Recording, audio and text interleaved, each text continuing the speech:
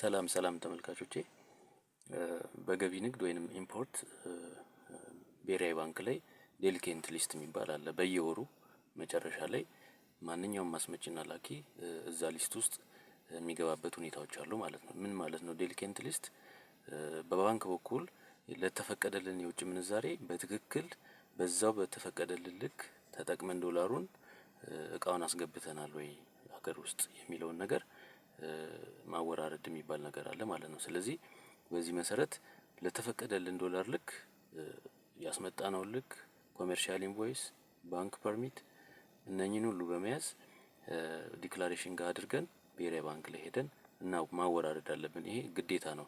ምክንያቱም ከሀገሪቷ የወጣውን ዶላር በዛው ልክ እቃው ገብቷል የሚለውን ነገር ማረጋገጫ ነው ማለት ነው። ካልሆነ ዴሊኬንት ሊስት ተያዝን ማለት ቀጣይ ኔክስት ቢዝነስ ወይንም ኔክስት ኤልሲ ወይንም ሲኤዲ ምናምን መክፈት አንችልም ማለት ነው። ስለዚህ ይሄንን ክሊር አድርገን ነው ስራችንን መቀጠል የምንችለው ማለት ነው። ስለዚህ በጥንቃቄ ያልተጫነ ለተፈቀደው ዶላር ልክ ያልተጫነ ጭነት ካለ እሱን ተከታትለን ማስጫን፣ ፐርሚት የተገኘውን ደግሞ ብሔራዊ ባንክ እየወሰድን በየወሩ መጨረሻ ላይ ማረጋገጥና ማወራረድና ማህተም ማስመታት ይጠበቅብናል ማለት ነው።